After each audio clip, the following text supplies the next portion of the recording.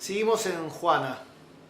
Tengo tendencia a decirle la Juana, pero se llama Juana al campo. Y por lo general la mayoría de las estancias tenían un artículo antes. No. Sí. Estamos acá con alguien que antes nos contaron un poco la historia. Me gustaría que me contaras un poco de historia, pero sobre todo la historia productiva del campo.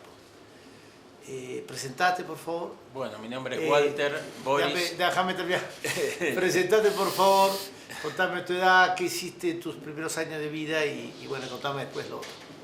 Bueno, me llamo Walter Boris Stingl, soy hijo de Walterio Stingl y de Joanna Mogilnitsky.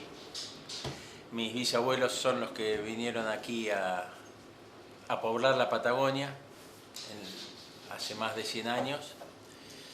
Y bueno, siguiendo un poquito la historia de mi padre, hice la primaria en Comodoro Rivadavia, donde nací, la secundaria también en el Liceo Militar General Roca, y había empezado una carrera universitaria que luego la dejé porque mis padres en vida, en el año 96, me ofrecieron hacerme cargo de la administración del campo. Así que desde ese entonces me encuentro acá al frente administrando un campo familiar, que somos 3 hermanos, Jorge Pedro, Ana María y yo. Estuve trabajando varios años en la Comisión de Servidumbre e Indemnizaciones en la Rural de Comodoro Rivadavia, siguiendo un poco los pasos de mi padre, que fue uno de los primeros impulsores allá por el año 65-66 de la diagramación de los primeros decretos o cálculos indemnizatorios para compensar los daños emergentes de la actividad petrolera. Así que, bueno, desde ese entonces teníamos aproximadamente entre 2.800 y 3.000 animales en un campo relativamente chico para la zona, son 3 leguas. Y bueno, con el correr del tiempo, tanto por efecto de la actividad petrolera, para que tengas una idea, en un día normal circulan entre 20 y 30 vehículos aquí en el campo, porque es un yacimiento bastante grande. Y bueno, eso afecta directamente la actividad económica de crianza de ganadería ovina. Cuando es la época de la parición, pasa un vehículo, la oveja está pariendo, por ahí o mal pare o abandona el cordero y todo eso afecta. Sumado a el robo de hacienda o abigeato, que antiguamente estoy hablando de hace 30 años atrás, 35, había más códigos hasta entre los ladrones, entre los chorros que decíamos nosotros, porque sabíamos que era una cuestión de hambre o de alimentación. Estaba el que tenía el Renault 12 viejito, el Falcon viejo, la camionetita, la F100 viejita, que venía, te carneaba un capón y se lo llevaba para comer, para alimentar a la familia. Eso fue cambiando. Después ya se hizo mucho más progresivo el robo, o sea, en bandas organizadas, directamente entregaban o a las carnicerías o faenaban en otros lugares, en chacras o en campos aledaños. Y sumado también a la cercanía, estamos a 20 kilómetros de Pico Truncado, a 35 de Caleta, y además del zorro, que es un depredador natural, está el perro cimarrón, que es el perro de ciudad que la gente lo abandona, no tiene para darle comer por ahí a sus hijos, pero tiene 2 o 3 perros y obviamente no los tiene atados, los tiene sueltos. La proliferación de los perros y de las familias en los basurales. Entonces esos perros vienen, por ejemplo, ahora durante la primavera o el verano, hacen los 20 kilómetros, vienen y como no saben matar, el zorro sabe matar y le enseña a su cría a matar, a degollar y a comer de ese mismo animal. O sea, es más leal la lucha contra el zorro que contra el perro. El perro ciudad lo toma como un juego, porque la oveja es un animal muy dócil, muy fácil, muy tonta, muy fácil de agarrar. Entonces lo toma como un juego, por ahí viene una perra alzada, como decimos nosotros, con 2 o 3 perros a la siga, y en una hora por ahí te dejan mal herido 12, 15, 20 animales. Y esos animales lamentablemente, como no están degollados como los degüella el zorro, están mal heridos y hay que faenarlos y sacrificarlos porque no sirven ni siquiera para comer. Entonces, sumado la intensa actividad petrolera, el movimiento de vehículos, el zorro, que es el depredador natural, y los perros, bueno, la actividad económica y de crianza de la oveja, sumada a los precios internacionales de la lana, las fluctuaciones del dólar y todo lo demás, ha llevado a hoy, actualmente, a tener 200 ovejas. ¿Cuántas? 200 solamente. O sea, tenemos un pequeño piño de ovejas como para decir a fin de año, bueno, nos comemos un corderito, tenemos algunos para la venta para la gente más conocida, más amiga, y solamente eso. Eso en 30 años. Entonces, ¿qué consiste tu administración? ¿La administración de la pobreza, de la nada? ¿Cómo Exactamente. es? Contame un Vos poco. lo has dicho, la administración de la pobreza. Encima, nosotros recibimos una indemnización que algunos le llaman servidumbre, pero que es una indemnización por el daño que las empresas petroleras causan al suelo. Es más, las empresas petroleras nos tienen identificados y catalogados a los propietarios de los campos, no como propietarios, sino como superficiarios. Porque nosotros dependemos de la ley de tierras que viene de España, donde vos sos propietario de los primeros 10 o 15 centímetros del suelo, de ahí para abajo es dueño del Estado. Y el Estado tiene la facultad, así haya oro, plata, zinc, níquel, uranio o litio, que es ahora el oro blanco nuevo que le llaman. El gobierno es el propietario y uno es el superficiario. Pero da la casualidad que tanto la minería como la actividad petrolera, lo que primero afecta es la superficie, porque para hacer una locación, para hacer un camino, tiene que pasar una topadora por los 15 centímetros, que es más o menos la tierra fértil que tenemos, la tierra medianamente buena, porque aquí, vos sabés, no se puede sembrar trigo, ni avena, ni cebada, ni soja. Entonces, bueno, lo que nosotros recibimos es un daño, en realidad es una indemnización por el daño. Y bueno, eso se clasifica por kilómetros de camino, por kilómetros de ducto, por líneas aéreas, por cada locación de un pozo, que mal o bien casi equivale a 1 hectárea entre lo que es la locación del pozo y el camino. Acá, para que tengas una idea, en 7.500 hectáreas tenemos aproximadamente 350 pozos, que no están todos en actividad, pero que son 350 hectáreas menos productivas, sumado a la ruta 12 que pasa por el medio del campo y que lo corta por la mitad, que eso, bueno, eso directamente es una cuasi expropiación que en su momento hace el gobierno para hacer las rutas, ¿no es cierto? Así que bueno, hoy por hoy es la administración un poco de la pobreza. A raíz de la pandemia, las petroleras reunieron a la comisión de la ASEP, que es la Asociación de Superficiales de la República Argentina, y a otras entidades provinciales, y nos pidieron un esfuerzo más, que por favor no pidiéramos ningún aumento, que por ley todos los años hay que hacer un cálculo del valor de la lana, del valor del combustible y de otros ítems para actualizar esos valores.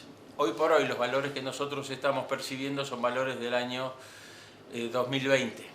O sea que hemos perdido el 100 y tanto % del valor adquisitivo de la administración de la pobreza, de que en realidad lo que pagan las petroleras. Es más, te lo digo sencillo, te lo pueden decir campos que tienen producción de ovino solo. Hoy un establecimiento económicamente rentable es el que tiene arriba de 10.000 animales, que puede darse el lujo de tener un encargado y tal vez un peón de patio para atender la quinta o algo así. De otra manera es imposible. Así que bueno, así es la realidad. Con 3.000 ovejas que tenías cuando empezó la actividad petrolera. Sí, son 15.000 kilos de lana a... Menos, 12.000 kilos. Bueno, a $1,50 el kilo de lana, creo que es fácil la cuenta. Sí. Con eso subsistiría solamente para alimentarse. ¿Y hoy con esto percibís un poco más, igual, peor? Es un poco más, pero bueno, está totalmente desactualizado por lo que yo Sí, te no, comentaba está bien. del efecto pandemia.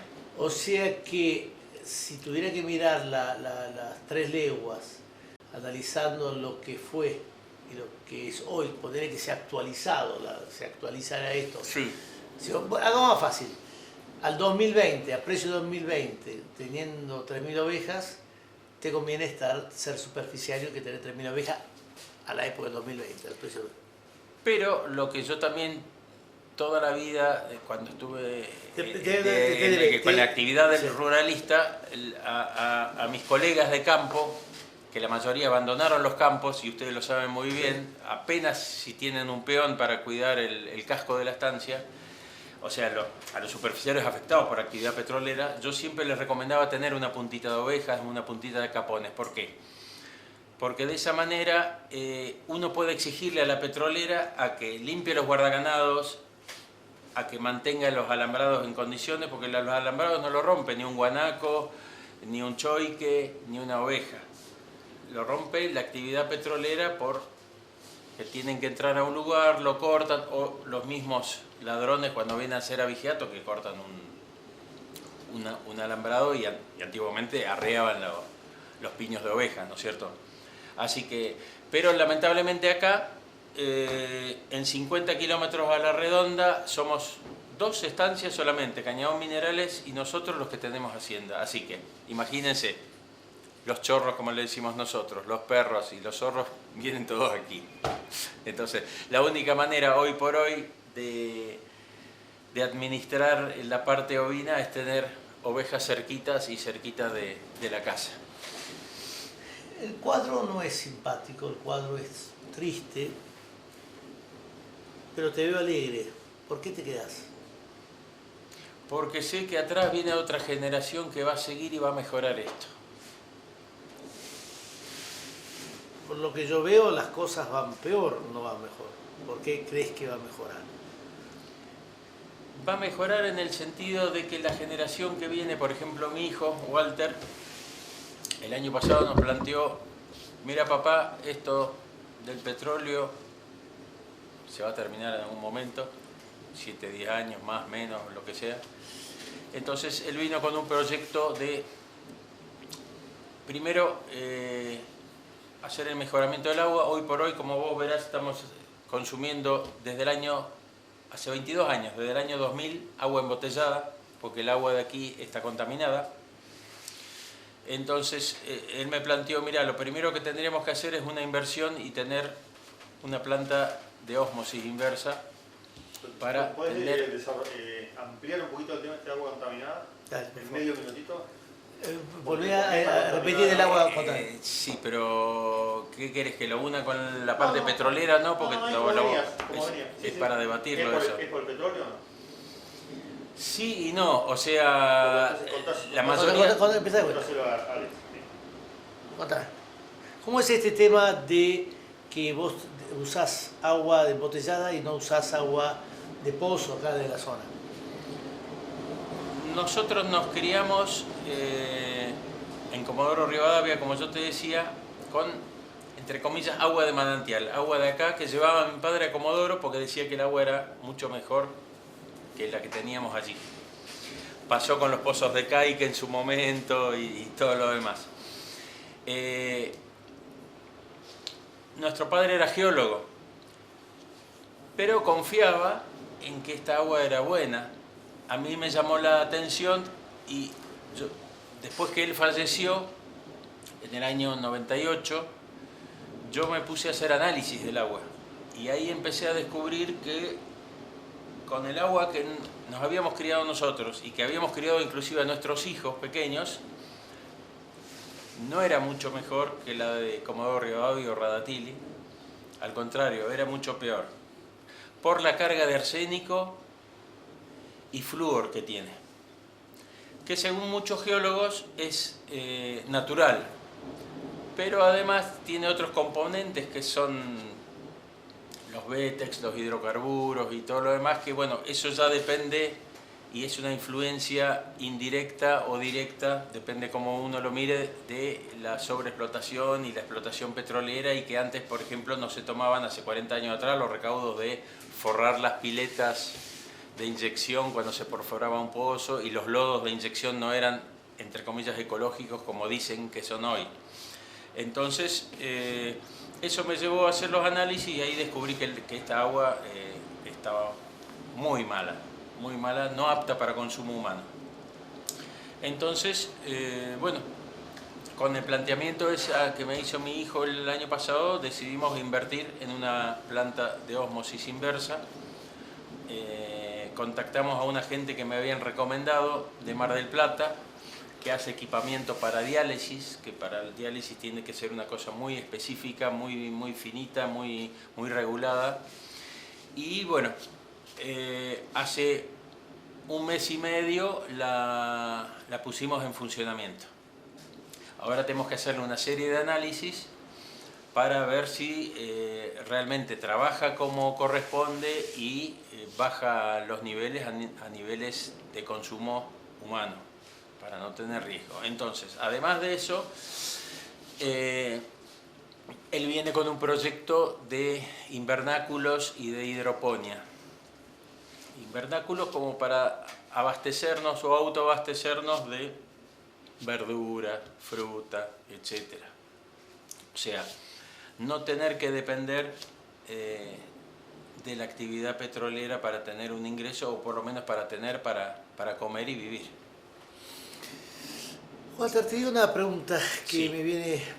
me hablas de tus abuelos, padres. ¿Cómo ves el futuro de los jóvenes en La Juana o en el campo de Santa Cruz? ¿En qué sentido de...? No, en este sentido que vos hablas un poco de recuperar un poco la vida de campo. Porque lo que un poco me contás, y no lo digo es, si con 10.000 ovejas me dijiste vos, Yo, a mitad. yo estoy calculando con 5.000. 8.000 animales mínimos. Ponele así. Sí, Y vos tenés 200. sí. Me da impresión que este campo está viviendo de la renta petrolera y no de la producción lanera. Hace ¿Cómo bastantes años, sí. ¿Cómo, si te la querés dejar así, bien venga, o crees que o vos o la generación que viene puede cambiar esa cuenta? Digamos. Es difícil, o sea, revertirla a la escala inversa, decís vos, que el 80% sea de producción propia y el 20% sea de aporte por una indemnización. Eso lo va a resolver la generación que viene. O sea, lo primordial, el primer paso, el más importante, ya está hecho.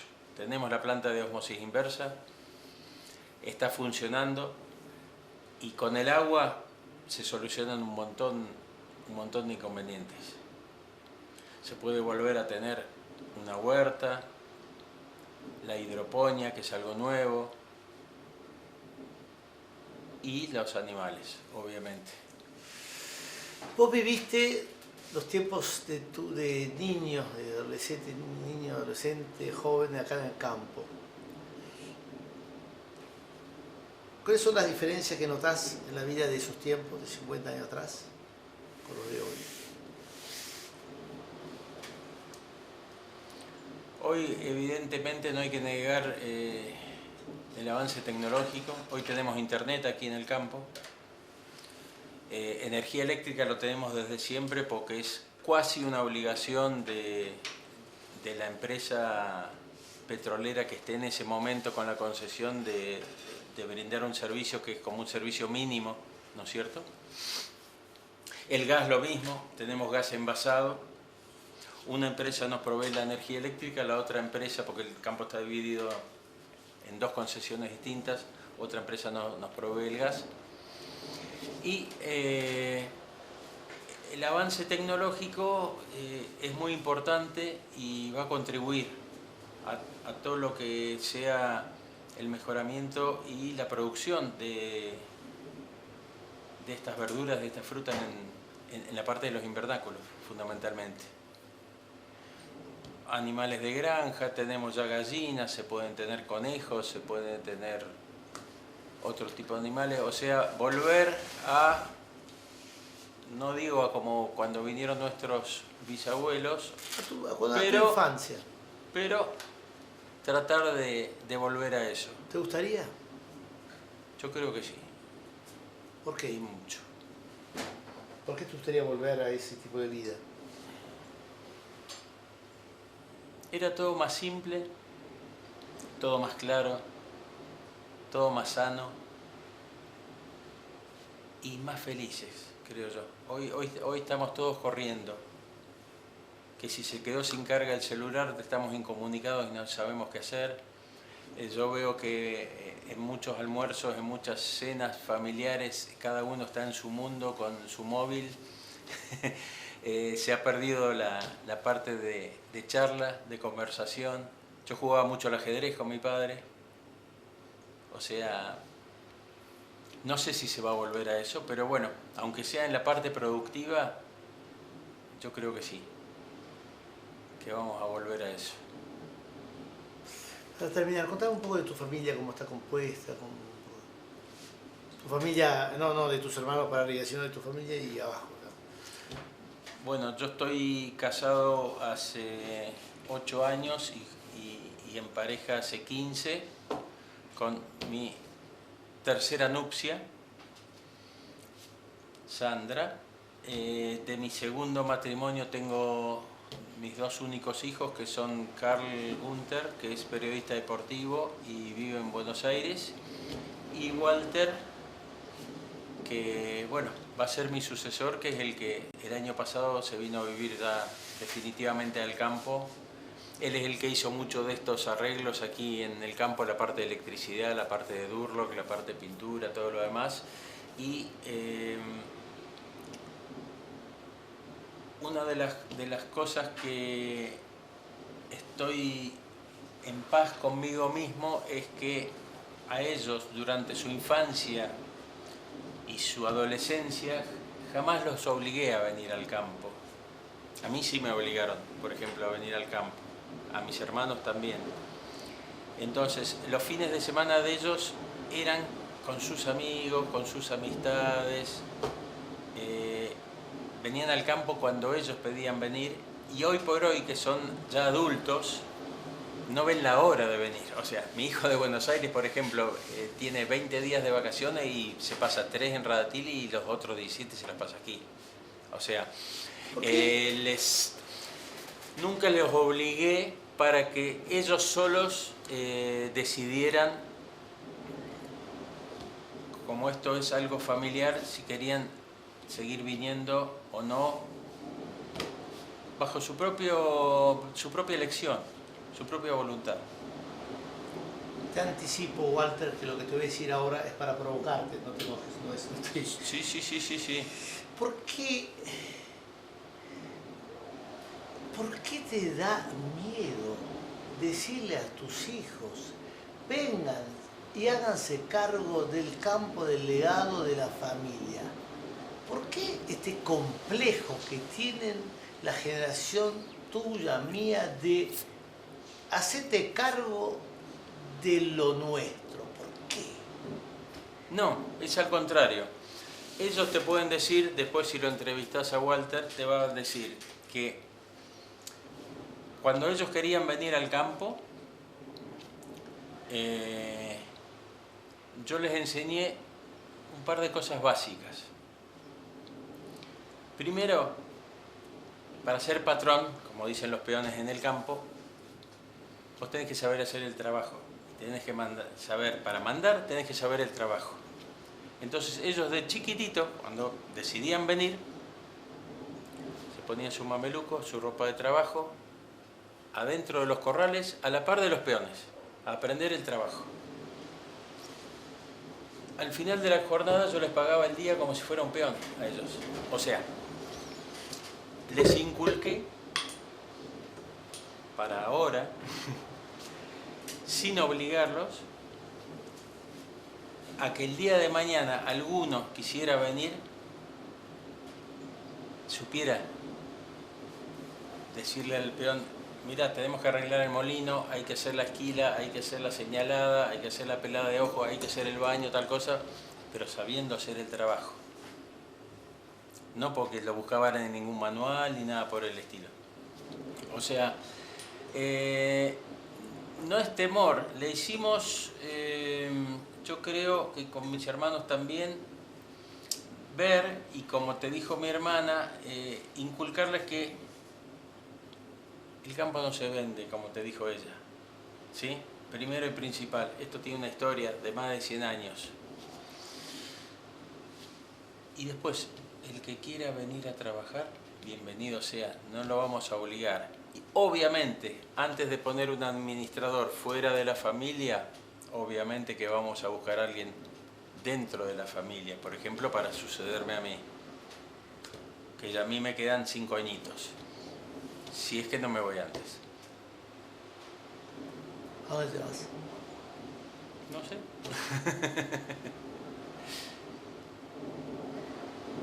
Por eso te digo, si es que me voy. ¿Con tu mujer viviste acá en el campo? ¿Con cuál de ellas? No te pregunto, no entra en una cuestión de valorización, la que vos te parezca.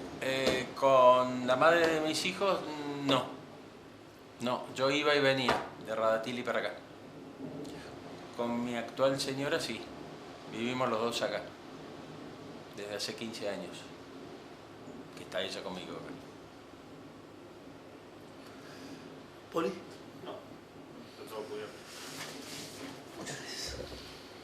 Si falta algo, decime, No, Pepe, te digo, seguimos, Pepe. y seguimos. Sí, no hay problema. Bueno, seguimos en la estancia Juana, estamos como cambiando de generación. Estamos hoy con otro Walter Sting, tercera generación, Walter. Alumnos Ana y James, por favor. ¿Se callan, por favor, señoritas? Sí. Y uno siempre cuando hace estas investigaciones, estas conversaciones, estas charlas, tiene ganas de ir, ¿qué va a pasar? ¿Qué va a pasar con el legado de Juana? ¿Qué va a pasar con esta tierra? Escuché a tu viejo, tu tía, esto no se vende. Bueno, vamos a ver la oferta, ¿no? Pero antes de hablar de la oferta, Walter, contame un poco de tu vida, contame un poco cómo te criaste, tus padres, tus hermanos, contame un poco. Bueno, yo nací en Comodoro Rivadavia. Me crié ahí, estudié ahí en la escuela pública, siempre. Estudié en la escuela técnica, soy técnico electromecánico, ENET número 1, ex ENET número 1, Colegio Provincial Técnico 749,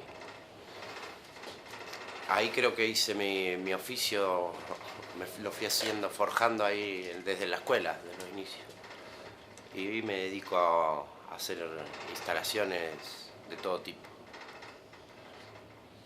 ¿Cómo se llama tu padre? ¿Cómo se llama tu madre en este caso? ¿Cómo tus hermanos? Contame un poco. Mi padre es Walter Sting, que ya lo viste. Mi hermano es Carl, Karen Stingel está en Buenos Aires, mi madre es Claudia Yáñez, ella está en Radatili viviendo. Bueno, mi hermano es periodista deportivo, también es técnico electromecánico. Él ahora ejerce más de técnico que de periodista, pero es muy buen periodista deportivo. Bueno, ¿qué hiciste después del colegio? En el colegio intenté estudiar un tiempo acá en la UMPA, la Universidad de Caleta Olivia. Estuve viviendo acá, en la estancia, el primer año. Después estuve en Buenos Aires, al otro año. También estudiando un poco, haciendo algún curso. Y después finalmente retorné a Comodoro y ya me puse a trabajar. Se ve que lo mío, lo académico no era lo mío, lo institucional más que nada. Así que siempre trabajando de técnico. Casi siempre por mi cuenta, laburé algunos meses nomás en relación de dependencia, pero siempre intenté trabajar por mi cuenta. ¿Cómo ha sido no sé, la llegada, tu reincorporación a Juana? A Juana. Sí, más que una reincorporación, siempre fui y volví, digamos. Siempre estuve acá desde muy chico. Nosotros veníamos con mis compañeros de la escuela, con los compañeros de la escuela de mi hermano. Veníamos todos los años a hacer la señalada. Éramos chiquitos, desde muy chicos, desde la primaria. Veníamos todos los años a hacer la señalada acá a la estancia. Señalábamos todo el fin de semana, jugábamos al fútbol, pero también con esa interacción del trabajo, ¿no? Lo hacíamos de gusto, obviamente. Nos gustaba mucho a mí, a mis amigos, obviamente que son chicos que están en la ciudad, que no están acostumbrados a ver eso, venían fascinados siempre. Y entonces siempre tuve una muy buena interacción con el campo y después con los años siempre vine a trabajar igual, a arreglar alguna cuestión eléctrica, empecé haciendo alguna instalación eléctrica cuando todavía no había terminado el colegio, venía por ahí en el verano, también me hacía unos pesos. Y después ya como que empecé a formar parte como de algunas decisiones, de algunos proyectos, ideas, y ahora finalmente hace un año que ya estoy viviendo acá, más de un año, en agosto del año pasado. ¿Cuál es la diferencia de estar en el pueblo de la ciudad y vivir acá? Y es distinto. Uno tiene la vida la tenés que... La rutina y todo la tenés que manejar de otra manera. Uno no digamos, a vos te faltó la pipa hoy. No salimos allá a comprar acá a 2 cuadras a buscar una pipa o un tabaco para pipa, por ejemplo. Por ejemplo, una de esas cosas, ¿no? Se tiene que ir a hacer las compras, no sé, o una vez a la semana lo que es perecedero y lo demás lo comprás, digamos, para abastecerte. Después el agua, no es que tenés un suministro de agua que depende de una red que te brinda la ciudad, el Estado, quien sea. Se te rompe algo, si tenés algún problema y tenés que estar atento a todo, porque, digamos, sos tu propio mantenimiento, tu propio servicio, digamos. ¿Y por qué decidiste venir? Yo, la verdad que siempre que me voy me queda picando tengo ganas de estar acá y tomé la decisión de vida, digamos. Fue una decisión de vida más que nada, de venir y quedarme acá. Porque amo este lugar. Bueno, tiene mucha historia, como ya te contaron seguramente. Y yo personalmente tengo una historia muy linda con este lugar. ¿Cuál? Contame un poco esta historia linda, porque hasta ahora no... ¿Qué es esa historia linda? Qué sé yo la primera vez que entendí lo que era el trabajo, lo entendí acá, de esta manera. de que si uno no va a prender la bomba para llenar el tanque de agua, para que suba el agua al tanque, no tenés agua, y estas cositas de si no le abrís el grifo, los animales no toman agua, y toda la interacción con los animales y con el campo en sí, me hacen quererlo mucho. Tengo una anécdota, una experiencia tuve muy linda. Yo quería venir todos los veranos, ¿viste? Cuando terminaba la escuela, la primaria. Yo quería venir y mi viejo, que estaba todo el año acá, se quería ir de vacaciones, obviamente.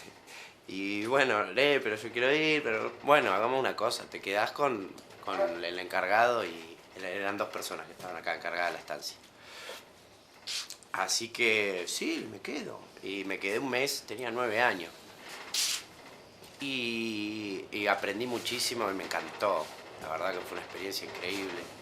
Aprendí a tirar boleadora, a hacer punta de flecha con un cuchillo, a andar a caballo, a ensillar el caballo, a recorrer el campo desde las 8 de la mañana hasta las 2 de la tarde, a caballo. Y la verdad que una experiencia increíble que me hicieron esto, de tener este amor por el campo, ¿no? ¿No tenés esa sensación de soledad cuando estás acá? A veces sí, a veces no, y muchas veces está buena también. Me gustaría igual que haya más gente por ahí, o más familia presente, pero cada uno elige, ¿no? ¿En tu idea pensás formar una familia, algo así? La verdad que no lo puedo pensar porque no tengo pareja, por ejemplo. No, como que las cosas tendrían que ser en orden en ese sentido. Pero sí podría ser algo lindo. Walter, ¿qué significa heredar un campo para vos? No, qué pregunta.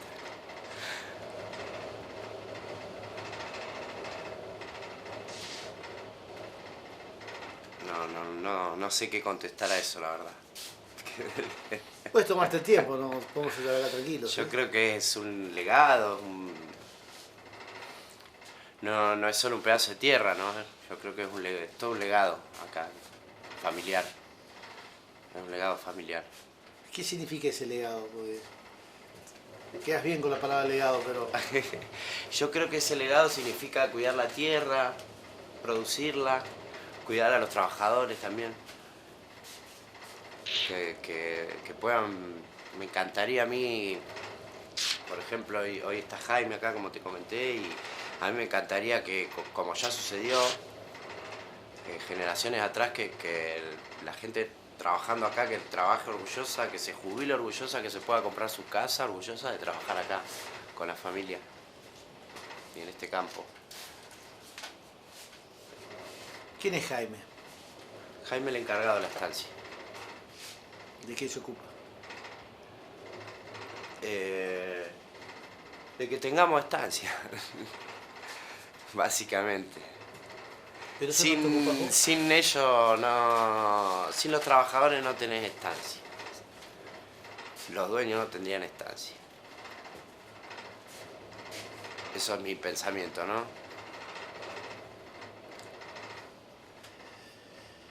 Walter, sin trabajadores no tenés estancia.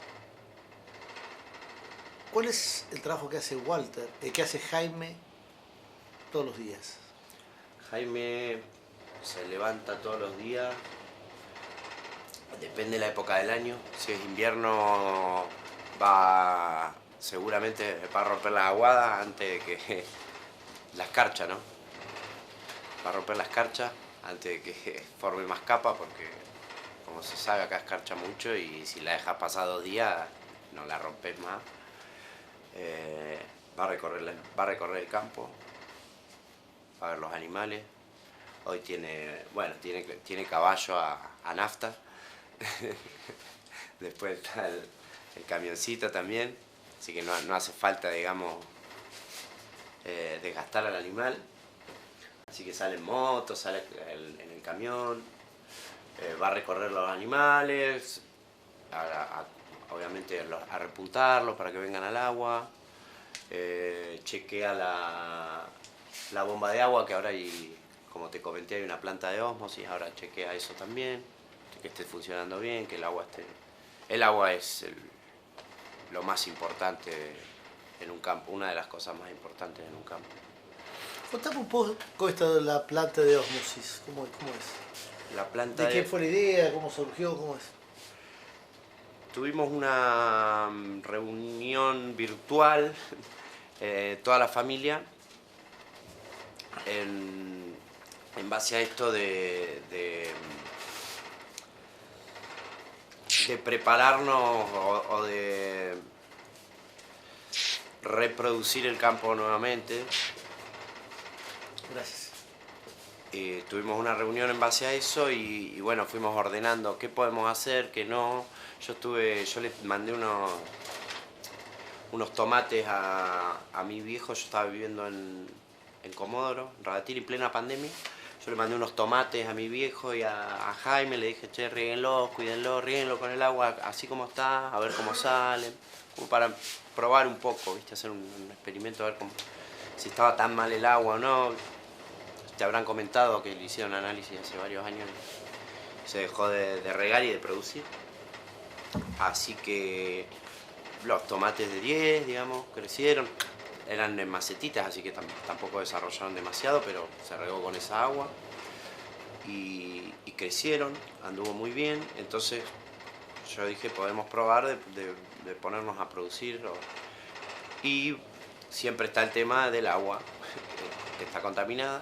Así que hicimos unas averiguaciones. Bueno, el tema uno principal que hay que atacar es el agua, dijimos en la reunión. Nos reunimos toda la familia, los tres dueños con sus hijos, que son mis primos.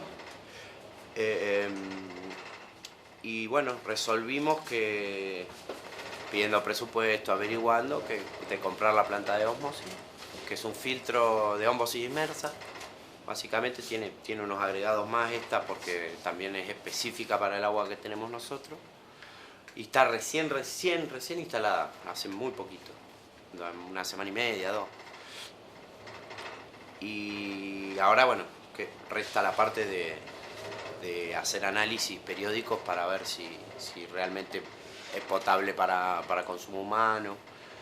Y que sería lo ideal, ¿no? Que la podamos tomar nosotros, obviamente los animales y las plantas, por supuesto. Así que resolvimos de filtrar el agua, que es lo primero que necesitamos para poder producir. Ahora con el agua podemos proyectar, cultivar varias cosas.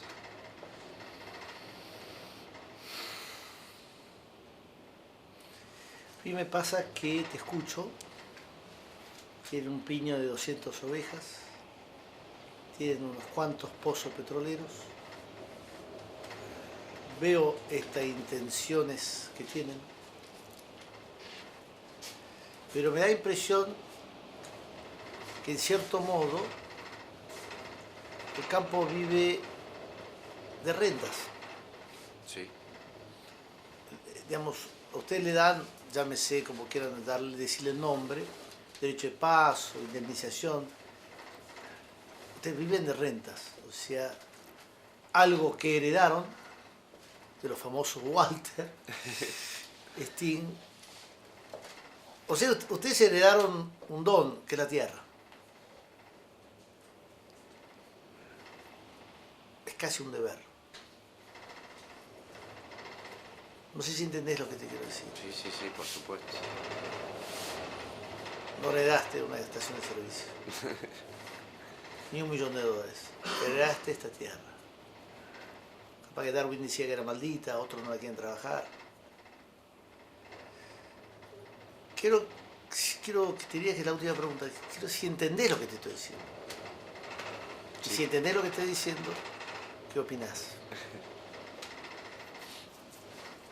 Y yo opino que La tierra hay que cuidarla y trabajarla.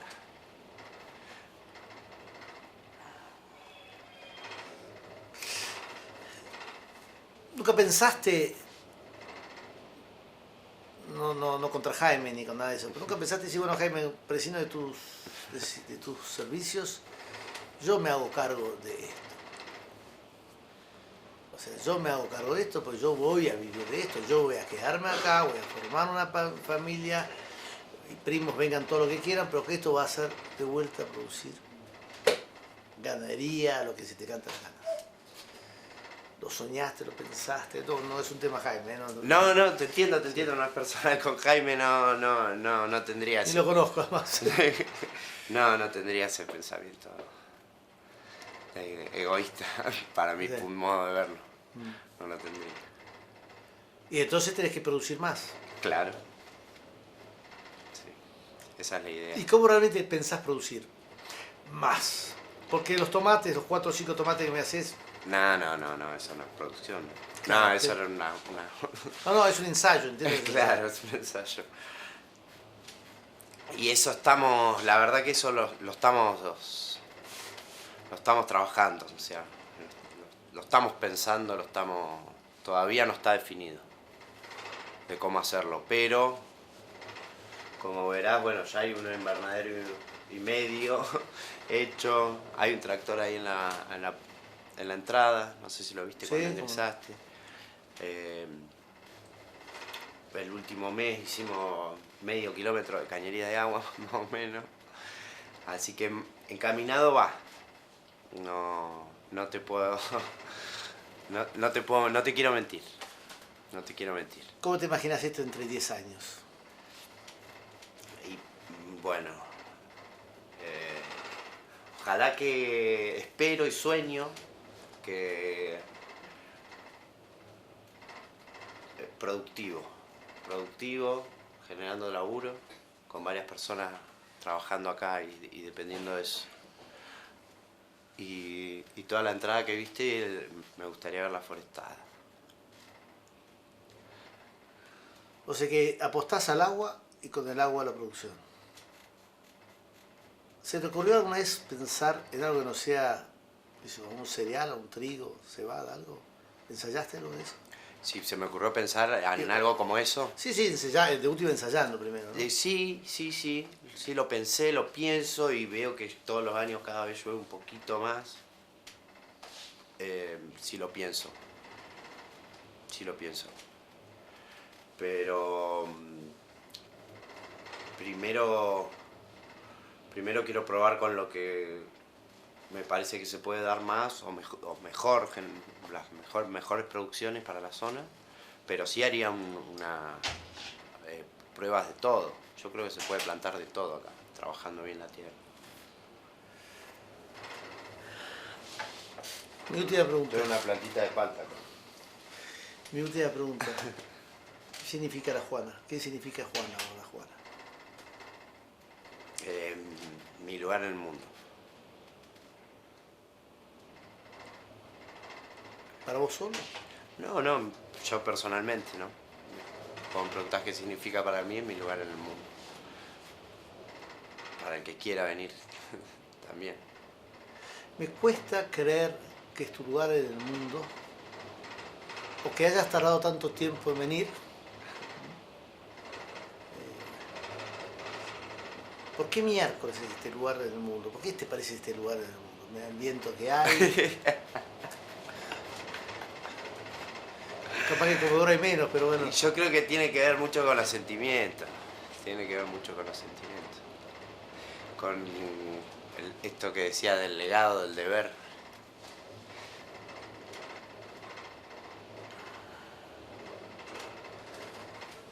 Por mí estamos, ¿eh? Muchas gracias. A vos.